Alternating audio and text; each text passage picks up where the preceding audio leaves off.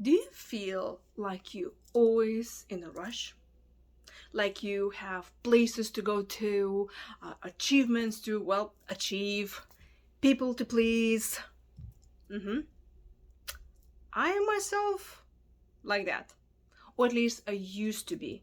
A lot. I realized that there were plenty of times that actually I didn't need to be somewhere on time, and I was like really pressuring myself to be on time. Many times I will be so in a hurry to get to the place where I'm supposed to be happy and experiencing something amazing, I will totally ruin it because I was so in a hurry, so under pressure, so afraid to kind of be late that I will arrive all like sweaty and stressed out, and then people will look at me like, what's wrong with her? That ever happened to you? Maybe you felt way too much pressure of doing things like, oh my gosh, I need to be on time, I need to do this right, I have to do this right, or else. But then you cannot really start paying attention and you really need to ask yourself, is it really matter whatever I'm doing right now? Is that pressuring myself at this moment is needed? What is actually going to help if I'm not going to deliver to my own standards? Because guess what? There are lots of standards that you make it to yourself. They were made by you. And guess who can change those standards? You as well. So here's the catch. I believe those being in a hurry feelings, those constantly go, go, go, go, go, constantly being under pressure, is, being instilled in us since we were children. And I know we live in, especially right now, in this immediate gratification society that if the internet doesn't load in 3 seconds, we're already next to something else, right? But why is that happening? Because we conditioned that way. And I noticed that it has a lot to do with pressure and being in a hurry, of a constant this feeling of like, oh my gosh, I need to do this, I need to do like you're running. You probably learned it from your parents. If you grew up without parents, I am very sorry about that, but you probably grew up with someone who actually helped you to grow up in the individual that you are right now. So we, like any other children, we always learn from our surroundings. And if you're a caregiver was constantly in a hurry, like they always late, they always feel stressed, they always feel like needs to be done under pressure, you learn this from the same thing. So you continuously doing the same thing. And the funny thing about that is, if for you, it feels like this is totally normal. It's like, well, what do you mean I'm in a hurry? I'm like almost like that. And you might be not experiencing life as should be. There's so many of those meditations, like mindfulness meditations.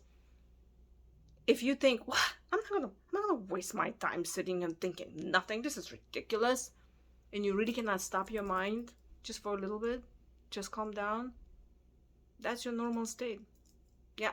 And I actually heard there were some, gurus kind of say that we might be even addicted to stress. Because if we don't get that rush, what feels like unnatural. And that stresses more. Isn't that funny? So how's that you help yourself? You start slowing yourself down a little bit. First, you need to acknowledge that you are constantly in a hurry. You're constantly pushing yourself. You're constantly pressuring yourself. When you acknowledge this and you start catching yourself in a situation where you're like, I think I am stressing myself out right now, but for no reason. And a lot of times, we're stressing for no reason at all, because we're trying to please someone, we have to be somewhere, and what if you just ask yourself, okay, well, I'm gonna be late, it's a big deal. Are they gonna die? Somebody's gonna die. If somebody's gonna die, yes, you better rush. But if they're not gonna die, then what? Big deal. You just apologize and you go on. So you acknowledge where you are, you catch yourself that moment, then you ask yourself, is it really life-threatening? Because if it's not, slow down. There's nothing worse than being in traffic and you're rushing and then you're actually making a traffic more, or you get in an accident, right? We don't want that. Or you are doing something and you're pressuring yourself to accomplish it by that time. Even a project, maybe you're like constantly stressing yourself to be at the end of a month, it has to be having this or else. Well, you're the one who made those deadlines for yourself. So you can adjust them. But even though there is something that you need to stop, like it has to be accomplished by some time. You have to make yourself to calm down, take breaks, and give yourself that space, and acknowledge that the way you're handling things, maybe that's the way you learn it, and that's necessarily is good for you. It could be very harmful.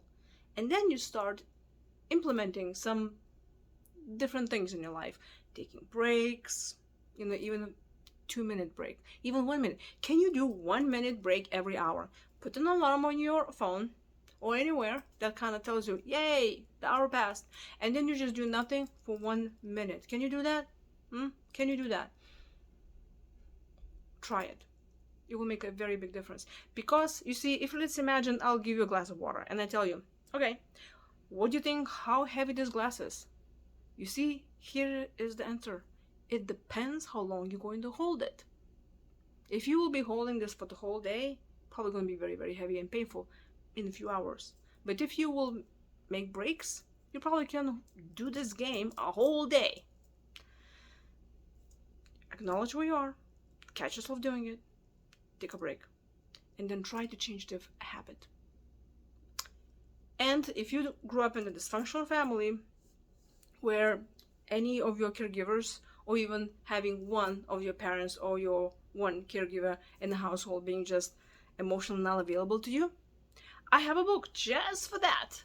It's called Stress Management for Adult Children of Alcoholics. And I know you might be thinking, well, I don't have anybody in my household an alcoholic, I'm fine. But if your parent was not emotionally available to you, that could be very similar circumstances as somebody who grew up with an addict in the house.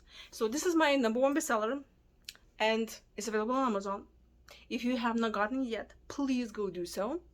And if you are a child of an alcoholic or another addict and you're struggling with stress management, please join my Facebook group called Stress Management for Adult Children of Addicts. And if you are watching this on YouTube, please like, subscribe.